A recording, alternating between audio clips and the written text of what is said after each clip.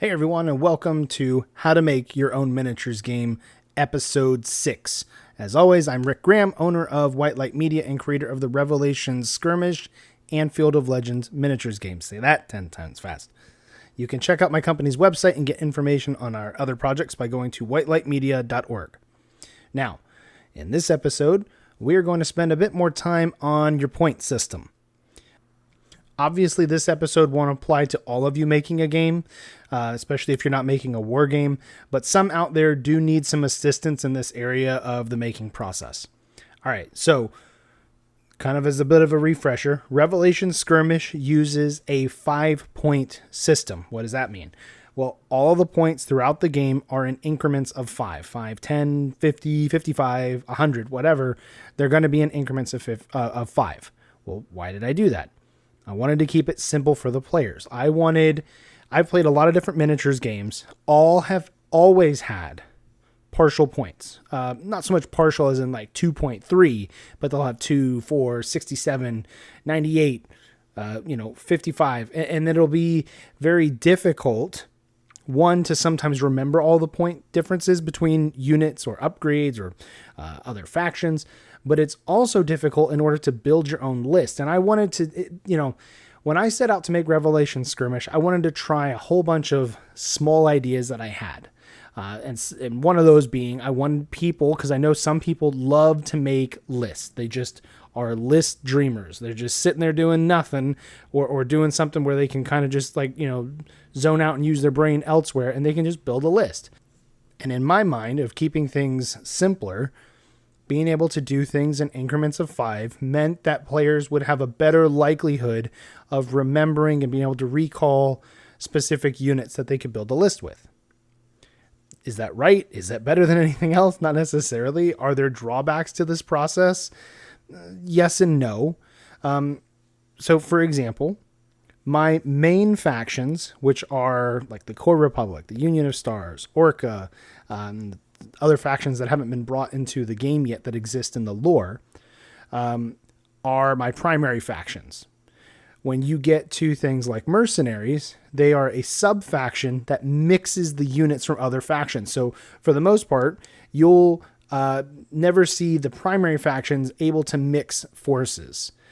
So, for example, like in Warhammer 40k, if you're playing Space Marines, you're playing Space Marines. And I know that they've mixed in some other faction systems. I haven't kind of updated myself on that, but I know that like if you play Star Wars Legion, for example, you cannot mix your Imperial forces with your clone trooper forces. You just can't mix those two. All right. So it's kind of that idea. So if you're playing Core Republic, you're playing Core Republic. When it comes to mercenaries, they're able to mix. And I kind of got into a different way of doing their point system. So that way it sort of didn't encourage players to only play mercenaries so that they could mix forces. I needed there to be some sort of penalty that I've done through points and through some stats. So that way I don't want any one faction being overpowered. So I'm trying to be very careful of, okay, what are the perks of this faction? So for the mercenaries, they get to mix all the factions together. But they may have some penalties, or they may cost more, and that way it'll offset it so that a Republic player doesn't get stomped because the mercenary took mostly Republic and then some good Union forces. All right. So with the main factions, that was where I kind of built the majority of the process. The mercenaries are very new. They're actually, being quite honest, they're still being play tested as they're being rolled out. So those aren't really as in stone in my mind. Now, with that said, I'm still going to use the same approach that I used with Revelation Skirmish as what I'm going to apply to Field of Legends as that continues to be developed. So I'll use the same sort of thinking. Now, to be honest, this system that I use doesn't use a formula. And I know that by saying that, some of you are going to be freaking out like, Rick, how can you be designing a point system with no formula, with no way of arriving at these numbers that you've associated with a cost? And just hold down, settle down. You'll see. And hopefully it'll make sense as we go through this. In previous systems that I have designed, I wanted the point system to finally make sense. I played so many different games and I'm like, why why is this unit that's so good costs so little compared to this unit that does pretty poorly and it's more expensive? I've played so many games where it just felt like the points were, I don't know, secondary to the stats. Like it just didn't make sense. And you ended up with like these weird combinations. So I used to play games like MechWarrior Dark Age, which is the clicky tech, which I know a lot of people are probably like rolling their eyes, but that was kind of how I got into miniature games. So that influenced me a lot. And in that game, you could mix factions. You didn't have to stay faction specific. Then I would play a lot of HeroScape. HeroScape's another game where you could mix factions. So I was used to the concept of, oh, that's cool, let me put that in my army. Oh, that's also cool, let me put that. I don't care what faction it's from, who it represents. I just want to mix. So that kind of exposed me to a lot more of probably imbalance in games, because I don't know if some of those developers designed certain factions to have certain points. However, it was very clear in different games that I've played that certain factions stand out as definitely the favorites. They get all of the really powerful stats. They get some of the coolest models. They're clearly getting support from the company, and I hate that. I hate pet factions. I want all factions to have their own flair and their own abilities and to stand on their own. So I try really hard in Revelation Skirmish to not make it clear which faction to me is my favorite. Even as a creator, I love all the factions because they're all a part of my creativity and my imagination. But at some point there's going to be one that stands out that's like, yeah, that's like my go-to faction. But I don't want the players to be able to see that. I want them to pick up any of the factions and be like, wow, this feels pretty balanced across all of them. That's my intention. That's my goal. So with the other games that I played, formulating or helping to form my kind of general idea of mixing factions. And then it would maybe that was partly why it threw out of whack the point systems even worse. So when I started making some of my own games years and years ago, I wanted to try to remedy that. I wanted the game to feel balanced by points. Point cost was very, very, very important to me at the time. So what I would do, I wrote down all the different components of my stat profile. So attack, defense, speed, range, damage, all that, from the base stats of the unit, then the weapons, everything. And then I started to associate different values so that if I said, okay, this unit's going to have 6 speed, well, each point of speed costs, let's say 1. So then 6 speed means it's going to at least have a 6-point cost. And then once you tallied up all the others, you'd have this total, hopefully. Well, what I started to realize was I don't know what's more important, attack or defense, speed or a save value, range or damage, right? Like I had all these ideas for the stat profile, but I didn't know how to associate them with any sort of incremental value. So then I started doing point something. So like I would do, all right, well, speed matters, but it's not a damaging thing. So we're going to say that's 0.5. But attack's really important. So that's going to be 1.2, and it started getting into this fractional system, and it got more complicated because again, then I would start second doubting myself. Is defense more important than a save value? And you just don't know. And I did research. I tried to find anybody who was doing game systems to be able to help me. And I couldn't find anybody. I couldn't find any information. So I felt kind of lost and confused because I had no basis. I would even try to work out. I think I tried working out how different units in different games had their point cost and try to figure it out. And I just couldn't figure it out. I just couldn't. So then I got to the point where I would take whatever the total is, and then I would divide it by something. So let's just say by 10. So I would end up with a unit that was like 107 and divide it by 10 and then do I round up? Do I round down? It was just crazy and it sucked because what was I already missing? I didn't focus on playtesting first. In a previous episode, I talked about how when you're playtesting, you need to test whatever is going to be the standard unit in that classification. So for infantry, mechs, vehicles, fighter craft, artillery, whatever different classifications you have in your game, you need to have some unit that is like the base model that all others will be based off of. Well, I didn't do that. I didn't have that idea at the time. So I was mixing factions, or when I was designing, I would design 2 factions at the same time. I never tried fighting clone lists against each other, which is something I highly recommend now. So if you design a generic infantry, have him fight another generic infantry of the same kind. So that way you can test game mechanics. I was jumping into like more of the heavier advanced development out of the gate. And I had no idea what I was doing. And it caused a lot of frustration, a lot of confusion, a lot of doubt, a lot of stress. And, none of those systems ever panned out. Not because I didn't necessarily have the money for funding, because sometimes I tried to create games using existing models. It just got too hard to play test it. And the internet wasn't what it is now. So it was harder for me to find a community, to bounce ideas off of. I didn't have that. So it was all local, and it was just mainly me. Trying to do this with like play testing with my brother. So it was just really hard. So I wouldn't recommend that. So the question is, why don't I use one of those sort of formula systems now? Well, being quite honest, it's way too complicated for me. I know some people could probably figure it out and they're math whiz, but for me, that's not where I'm putting my emphasis.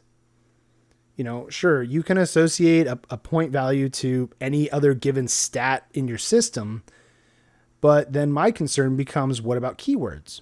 So you could work out like this perfect system. Okay, speed's this, defense is this, range is that, melee damage is this, strength, and everything else. And then all of a sudden you're like, okay, cool. We have finally associated value to things that have a numerical value. Perfect.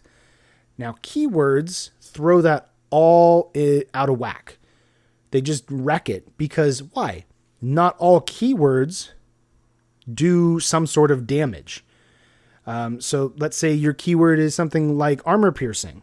Well, now that directly affects maybe a save value or an armor value of the enemy. All right, well, maybe we can try to figure out some numerical value to that. Okay, well, what about something that makes your units have a higher attack value? Or it affects the dice roll. What if that affects multiple surrounding friendly units' dice rolls? So it starts to get more complicated. Well, if it affects 3, then it should be this, but maybe it usually only averages 1 unit in the game. So I don't want to make it have to pay for 3. It gets really confusing, at least in my mind, and it gets way out of where I want to take my game, and it makes things way too complicated, way too cumbersome. You're going to spend more time diddling around, adjusting these stat values, not even play testing. You're just trying to get points down, and you don't even know if the mechanics work. You're not even into unit creation very heavily, or weapon creation, or advanced rules like terrain, or other things that are going to be affecting your gameplay. So there's so much to game development, and when it's all you by yourself, I think the point system needs to be important, but it needs to take a back seat until other things are in place first. Now maybe your game doesn't have keywords, so that isn't a big concern for you. But for me, both of my games are loaded with them, as that adds the much needed variety between weapons and units. You will find that as you're building your factions and you're building your roster of units, that if you don't have some sort of way you can have variation, your stats are going to end up being pretty identical at some point to at least some other unit in a different faction. Because why? We don't have that many numbers to play with. If you're going to do some sort of D100 system, yeah, you've got tons and tons of numbers to play with. Although I would argue that it starts to get to where you really don't, even though, because then they're so far apart that statistically they end up kind of being close to it. It gets wibbly wobbly in my head. Maybe it doesn't make any sense, but, is that something that you want to get sucked into? I can't really help you specifically in terms of building a formula, at least not through a podcast. But I can sort of pull the veil back a bit more into my thought process and can hopefully help you to glean something from there. So when I design models, I now have a much better degree of understanding of where a model should start at in Revelation Skirmish. I'm not always right. Sometimes the units are way off and I get weird comments, sometimes negative from my playtesters, and I got to make some fixes, but I'm decently close. When I first started, though, that wasn't the case. As a side note, I don't think it is a good idea to begin worrying about point cost until you get at least a few games in using some of your units, preferably the ones you will build the rest of the game around in their category. Just really need to stress that point because that is important. And I know some of you guys are going to be very, very excited. And you're like, no, Rick, heck with that. I got 3 factions to build. I don't have time to just do playtesting with faction A and just grind that out. I'm telling you, it's going to make a difference. It really, really is. You need to do a controlled test. If you start mixing factions, you don't know which game mechanics may be broken, what stats are broken, because you're jumping ahead too quickly. You need to control it in the beginning so we can find out where the failure is, tweak and fix that, then add in more variation. So that way, you know, okay, we've locked down this unit for the most part. We know that this unit with the current game engine isn't broke.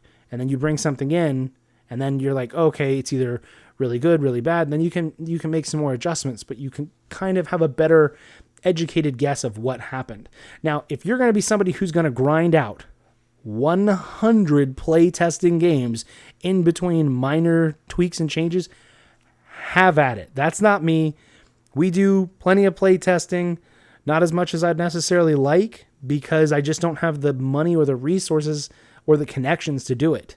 I would much rather I would love to get to the point of that, but all that to say, you're going to have to just kind of move forward at some point. Since I didn't really need to worry about upgrades, like in an instance where players could purchase upgrades with build points, like in Warhammer 40K or Star Wars Legion, I knew that I could start my generic infantry models, as an example, at 5 points. So that they would be the lowest cost unit in the game. This also helped in designing their stats because I knew that for any of the primary factions, which again was only the Republic and the Union at first, I did this process specifically with the Republic first, but my thought process was extending to the future with the Union. I knew that for any of the primary factions, that would be the cheapest unit that could be chosen. So designing their stats could fall in line a little bit easier. So when I first did my initial play testing, all I took 2, because I focused on the core Republic. So I took the Marines, that's the generic, the common infantry type. I took a unit for both, and I had them just stand there and just shoot at each other. Just activate, take shots. They didn't do anything else but shoot.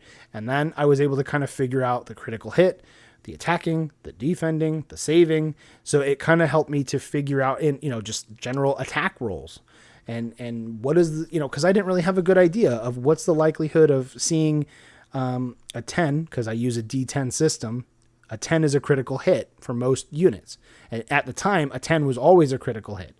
Well, that 10 would do an additional damage. That was how I did my critical system, was if you rolled a 10, the defender could still save it and prevent it, but if they failed, that 10 counted as an additional damage to however much damage that dice was supposed to do. And you wouldn't believe the difference that made when rolling, because when you're rolling 6 dice, there's a good chance you're going to get a 10. And there was a number of times where I was getting 2 10s. And I would just like wham, wham, wham. And you're just destroying units because that additional damage across 6 dice is a potential for 6 extra damage from a unit that only does 1 damage per dice. So, I don't want to make this too numbers crazy. I know it's going to get a little bit thicker here with my notes. If you need to pause this and kind of re-listen to certain parts of it, it'll probably be helpful. I don't know any way to talk about a point system without getting into numbers. So we'll kind of just grin and bear through it a little bit. Once I had some of the results from some of my initial play testing, I was able to begin to figure out some things. I started the design process, like I said, with a Marine, and then I moved up to a Mars main battle tank, because the Mars tank was going to be the base model for all future vehicles. And then I also used a Sierra war mech because that was going to be the mech that all other mechs were based off of. Even if it had weaker stats or stronger stats or faster or whatever, it didn't matter. Those were the 3 units, the Marine, the Mars, and the Sierra. Those were going to be the base, kind of middle of the road models that everything else was going to branch off from. As I thought over the results of the early testing, and I can't tell you how many games that this commentary is kind of covering. It was quite a few of testing. I was able to start to figure out how many Marines, for example, it would roughly take to destroy a Mars, and how much damage, for example, a Mars could do to a Sierra. So this helped me, should a tank cost as much as a mech? That was a consideration for a while because in Revelation Skirmish, it was very, very important to me that unlike most mech games that I had played, infantry are going to be deadly. Infantry will be able to destroy mechs. Tanks will be able to destroy mechs. Obviously, mechs and mechs. But then mechs are going to be really devastating, and they're going to be able to have some cool things. So in my game, I wanted to make each of the unit classifications, infantry, vehicles, and war mechs to feel different. So that there was sort of a perk for choosing one over the other than point cost. So, for example, infantry. When you activate a unit of infantry, typically, at least right now, all infantry have multiple models within their unit. So, for example, if you play a Republic Marine, you're going to get 2 bases, 2 models of infantry that are part of that same unit. So when you activate your Marines, you'll actually get to make 2 activations in the same turn because they're part of the same unit.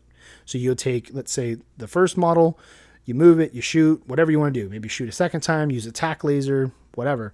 And then once that one's finished, you get to go with the second one that's part of that unit. Now, as they get killed off, obviously you have less models in your unit, but some of, like, for example, the power armor has 3 models, 3 separate based models that are part of their unit. So that made infantry more dynamic because you couldn't just walk up and destroy one model and you're like, haha, that unit's dead. No, there's actually several.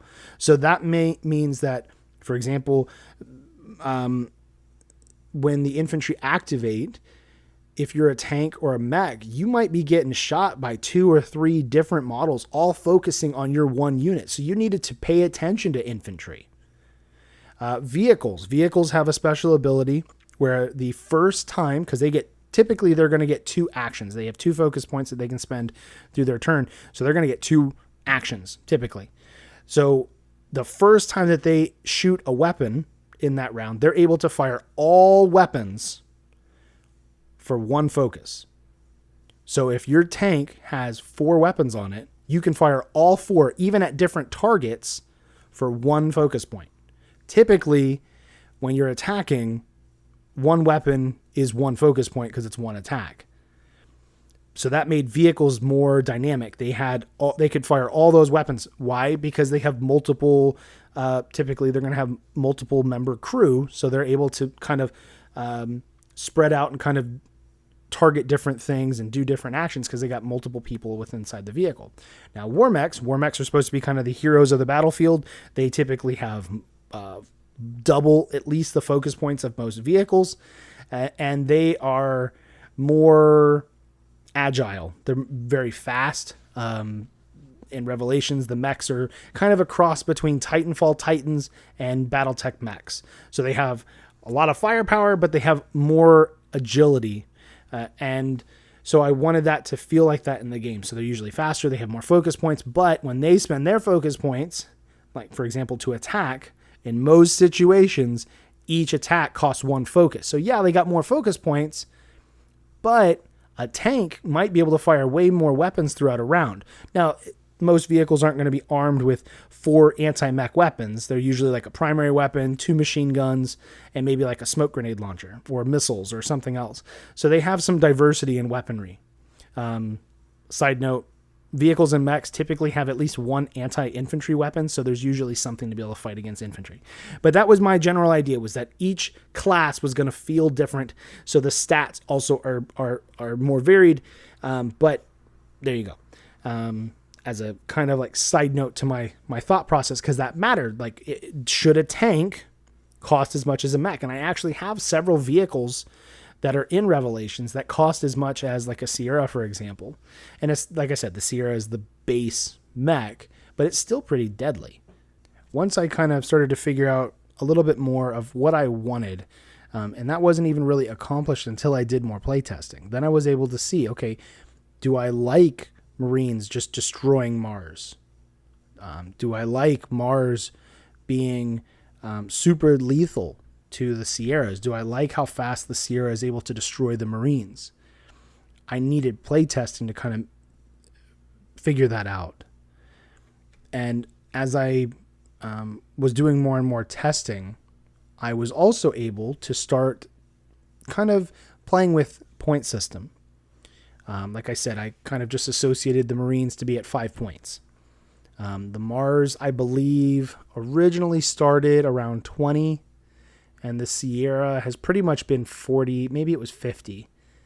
It may have been 40 from the beginning, and that's actually where it still is now. But I was able to kind of play with things and kind of see how things worked. And this is still an early development, so certain mechanics have changed, like my critical hit system. Other things have also altered, like adding more keywords to different units to help them have buffs so that they're a little bit better, but not broken. And keywords is a big thing. We're going to get into that a little bit. But what I was able to do now that I started to have some semblance of a point system, and it was still in the early development, like I didn't really have a locked-in point system. I wanted to start testing, like, okay, now that we've done clone lists against each other for a while, let's start to mix in and see what happens if I take, let's say, 2 Mars and 2 Marines and fight 2 Sierras. So now you're taking 4 units, which is actually 6 models because each of those Marines brings an additional model. So that's 6 models versus 2 mechs. Let's see how that goes. So I would try these different types of combinations to see what if I took only mechs and fought only vehicles worth the same number of points. Or if I took only infantry and they fought 1 mech worth the same points, just to see what would happen. And it just added more and more and more clarity, which is what you can only get through playtesting.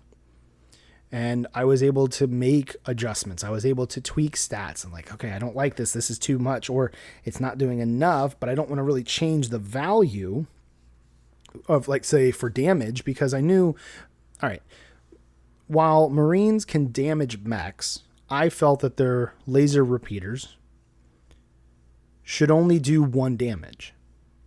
So I knew that, but at the same time, mechs were just getting torn up. So I added keyword thick armor, which takes, normally a Sierra save is 4, but when a war mech that has thick armor as the keyword is hit by an infantry weapon, they get a -3 save, which actually makes it a 3, because in my system, save, the higher dice you roll when it's save is always a positive. That was another mechanic that I went with. Some people don't really understand why I did that. I wanted all dice rolls in Revelation Skirmish, the highest number rolled or rollable, like if it's a D10, it's a 10, D6, it's a 6. I wanted that to always be a positive thing. So no matter what, a high roll, so my pilot saves are on a plus system, defense on a plus system, saves on a plus system. So that way, whenever you are attacked or you need to make a saving throw of any kind, the highest number you could roll on that dice is always a positive. I always wanted it to be a good feeling rather than you flop it or flip it like I had done before, where certain things where the highest number rolled is great, but then on others, the lower number rolled is better. And I wanted it to be like every time a player sees a 10 or a 6 on those types of dice, they're excited. That was a small thing. Some people don't really understand why I did the save system, because in their mind, a reduction in save value really should be a negative result, but it's actually a positive. It makes sense in the game. It may not make sense right now as I'm explaining it. If you play the game, please do. It's an enjoyable mechanic, I think. I think it makes sense in our setting. But I understand why some people might not get it. Now, I want you to understand that you will do a lot, can't stress that word enough, of tweaking through all of this. But do not not get stuck on making the perfect point system. You're not going to do it. You need it to be good enough to move forward, but still giving yourself permission to make adjustments as needed. Nothing you're doing is locked in stone. Unless you're ready to go, maybe you're going to publish a codex or something similar with, published stats, or you're going to go and purchase unit cards that are going to need to have those finalized numbers typed in there. Unless you're doing that, you need to not stress being perfect. And actually, even you making those decisions of what's going to be locked in on your stats maybe forever needs to be months down the line, because you need time to be able to tweak and develop this. And remember, at least in my mind, if you're following all these episodes, you are not at the part in the process yet of developing advanced rules. So we're still doing core mechanics. Some of this stuff will start to go, at least in my mind, a little bit faster as you get this stuff down. But if you don't get this here right, if you don't get at least a good grasp on your point system, your base models that everything is designed off of, your attack mechanics, your defense mechanics, nothing else is going to matter, because your game's going to suck. So you need to really, I don't know if I can stress enough. You need to do this, okay? You will finally get to a place where you are super happy, even if it ends up changing, but you'll be happy at least in the moment. And then you're going to realize that some new weapon on a new unit just throws things out of whack. That's okay. Develop and make changes as needed. This is why I chose to make Revelation Skirmish a living game. My stats are available for free on my list building website, revelationswar.com. You can go build an account and just play around and just check things out. But I wanted to invest in that website because it allowed me to be able to make live changes to stats. So if I released a model and I started hearing from a bunch of players, even though I've done play testing, I could end up finding out, Rick, man, you made this new thing and it's just wrecking. Like every time I fight it, it's just killing everything I got. Like it's just throwing the game out of whack. Well, then I can reanalyze it and be like, you know what? Maybe we got it wrong. Maybe our play testers just didn't look at it from this perspective. So let's tweak it with either reduction in a stat value or an increase in points. And I can update it, and it's live now for everyone who goes and prints a new list. If I were to do unit stat cards, I'm kind of married to that number until I print new unit stat cards, and then I need all those players to somehow get a hold of it, whether they're purchasing upgrade packs or I make them just buy the individual card or make them memorize the changes, and that gets so frustrating. So that's why I chose the way that I have. Now, let's switch gears here to something else that might be helpful. How do you pick the best weapon to start your design process? I don't know if you can, honestly. In my recommendation, I would try to pick whatever common weapon that would be for that category of units. So for me, going with the Marines, just kind of a laser handheld rifle was going to be their kind of go-to thing.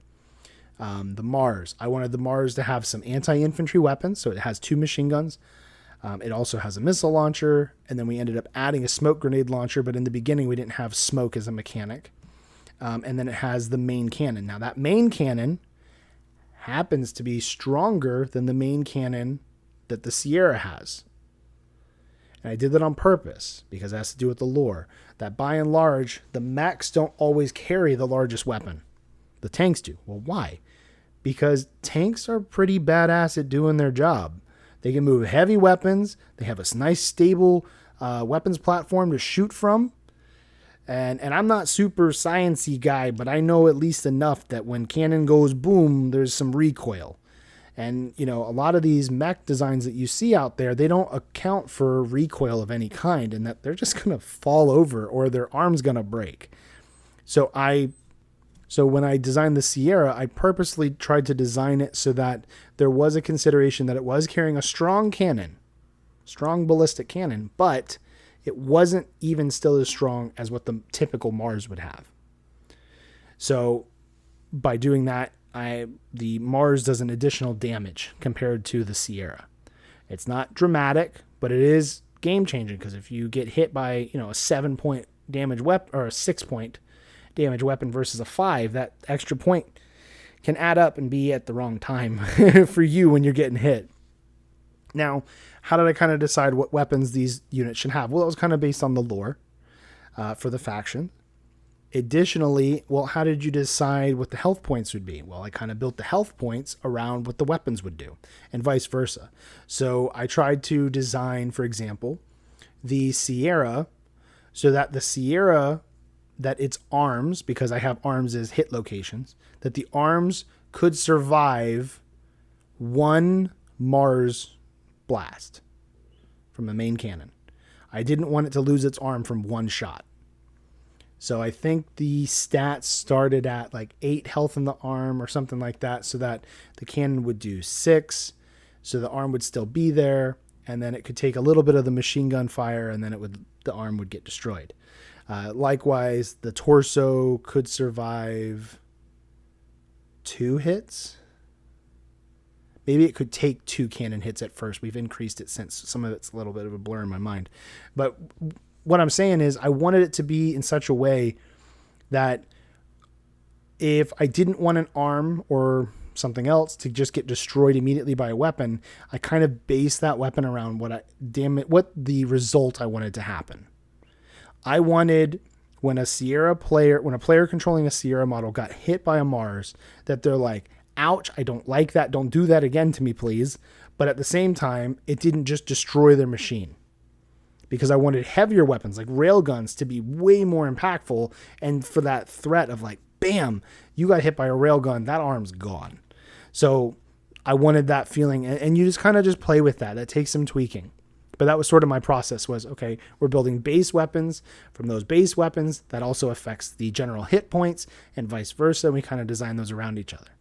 Now, what if your lowest unit for one faction gets blasted in every game by the other side? So let's say you're further along in the process. You've gotten to the point where you're like, okay, my clone lists are doing good. Now I'm going to bring in some units from a new faction, but maybe they're just getting blasted. So what you're finding is, okay, let's say in your example, you have a 5-point infantry unit for your faction A. You're going to now have a 5-point infantry unit for faction B, but faction A is just destroying B, or the opposite. I would argue that before you look at changing the point values, first look at the stats, and then from there, if they're pretty comparable, maybe you could introduce a new keyword that would make things more even. Now, it's a little bit of a more in detail example. You may have to focus a little bit on what I'm about to tell you, because I'm going to try to go over some nitty gritty stuff of Revelations, but maybe this will help you in this kind of scenario. Now, my Marine infantry have a rate of fire of 5. What that means is that when you're performing an attack with Marines, you're going to roll 5 dice. All right. My riflemen, which is for the Union of Stars, that is the most common infantry for that faction, has a rate of fire of 6. All right, so right out of the gate, the Marines have 1 less rate of fire, so they're throwing 1 less dice. Both do the same amount of damage. All right. To make them more balanced, the Marines carry a shield. It's like kind of like a riot shield, but a little bit different, but kind of that same concept, which increases their save value when attacked by other infantry. Likewise, the riflemen have a keyword. Actually, it's not a keyword, it's just the way that their weapon works, that allows them to get a critical hit on a 9 and a 10. So normally it's a 10, they also get a 9. But then the Marines do +1 damage for each successful dice that hit infantry models when they are within 8 inches. So as you can see, and you don't necessarily need to understand how it all works together, but as I'm describing, while both of these infantry cost 5 points, and at the end of the day, unless you're within 8 inches, they both do 1 damage to other infantry models per dice, except now the riflemen throw 6 dice while the Marines throw 5. The difference is in the keywords or in how their weapons perform. And I use that method to allow them both to feel different, but they're the same points.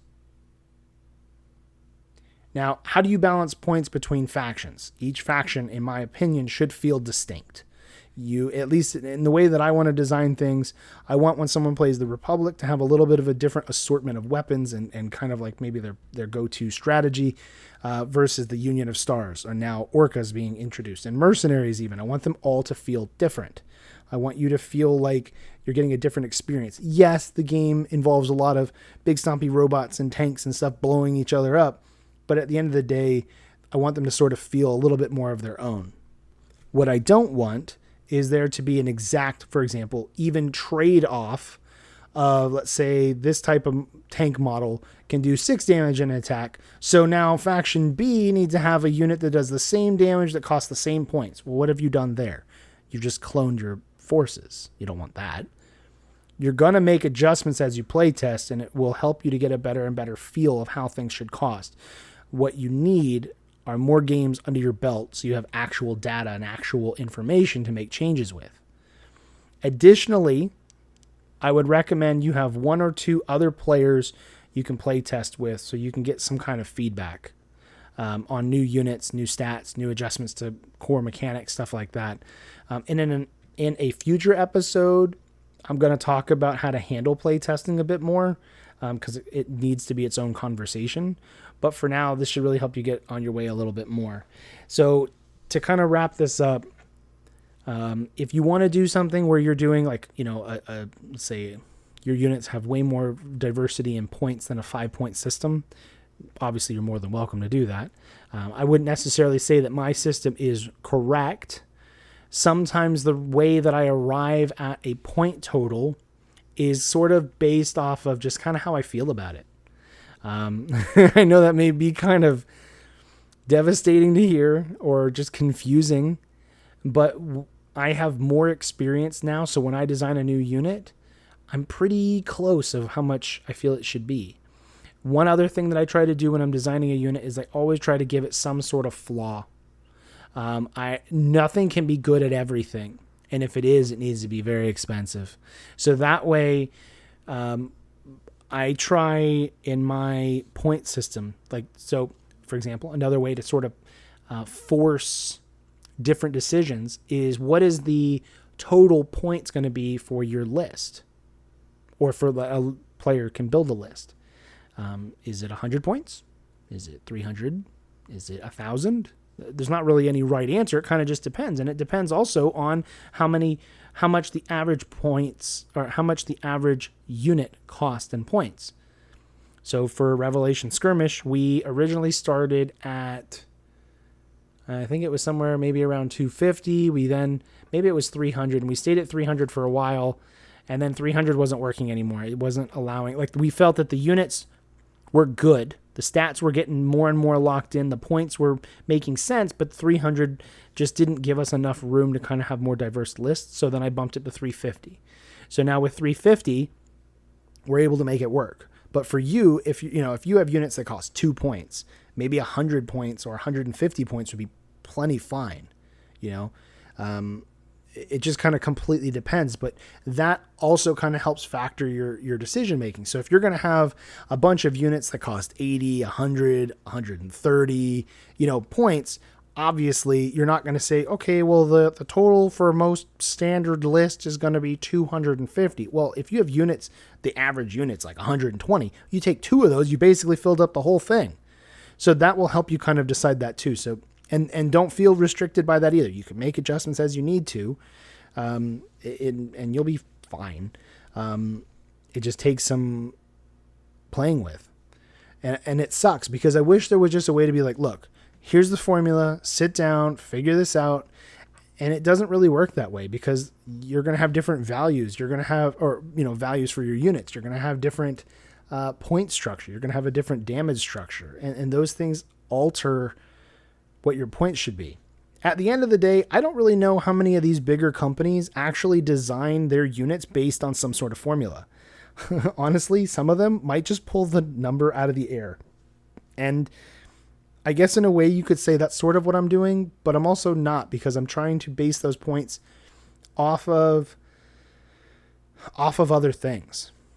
So if I want a unit to be a little more deadly, It's probably going to cost more. It's going to have some certain perks, like maybe some stronger keywords or some stronger weapons, but then I'll restrict those stronger weapons by ammo. So it's like, yeah, this guy's devastating, but he only gets 2 shots in the whole game with that weapon. He'll have other weapons, so he can still do other things, but that really big, scary thing he can do, he can only do it 2 or 3 times. And that causes there to be a flaw so that, it's useful, but it's not godlike. If that makes sense. Like you want to be careful of that as well. This is probably one of the more sought after conversations type of episodes, but it's also one of the more difficult ones, because it's easy for me to tell you how I do things. But it's difficult for you because you're like, well, Rick, my system's way different than yours. So how do I do it? So I hope this has helped in some ways. If we need to do an additional episode on this at some point, I'm fine with that, to get a little bit more deep. I'm not really sure how much deeper I can get on my system because, as I have revealed to you, it's kind of made up. So I kind of just do what it's kind of like I don't want to say necessarily intuition or a gut feeling, but it kind of is. And it just helps me to get like a good starting point, and then we just kind of build from there and just keep testing until we start to feel it. I originally thought, as one last example before I leave, I don't know how many times I've said example through this whole thing, but it's been more than I meant to. The Sierra, like I said, was the base mech that all mechs would be built off of. Well, the Goblin is the standard war mech lore-wise for the Union of Stars, so the second faction. So I thought that based off of the way that the Goblin was going to perform in my head, that I thought it should cost 50 points while the Sierra is 40. And as we did more and more play testing, I started to realize, I'm like, man, the Goblin has damage potential, but I don't know if it's enough to warrant the 10-point increase. So as we played more and more and more games, I finally was like, let's test it being cheaper. And we brought it down, I think, to 45. And we were testing and stuff, and I'm like, it still doesn't feel right. And then we tried it at 40, and that's actually where we are now. So even though the Sierra does more damage with less dice than the Goblin has more dice, and it has less damage but more dice, so they kind of add up to similar totals. I really feel that they actually end up costing the same in our point system, and I've been thrilled with it. Sometimes a Sierra just lands a couple of lucky hits with its cannon and just wrecks stuff. And other times the Goblin just peppers things to death because it just can kind of have consistent damage.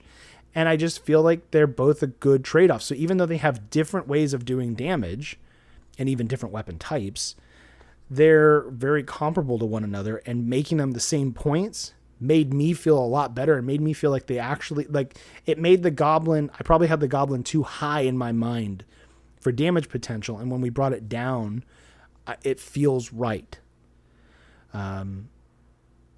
That's just kind of what has helped me, and I couldn't do that without perspective of testing and kind of talking to some of my play testers and just being willing to try it and be wrong. And sometimes you try it and you're right. You're right on the money, and that way you can make a better adjustment call. So anyway, I don't want this to get into the hour land. I want to try to cut it here. So thank you guys very much for listening. For those of you who can contact me and give comments and feedback, I appreciate it on these episodes. I hope that this episode has helped to kind of get this process going for you. You will have to make some adjustments that are based off of your game and your system. But again, please, stressing, do the clone fights first of whatever your base models are. Do that first, and that will help you to kind of get in the right direction and hopefully help you out more. All right, guys, thank you again very much. I'll talk to you guys again soon.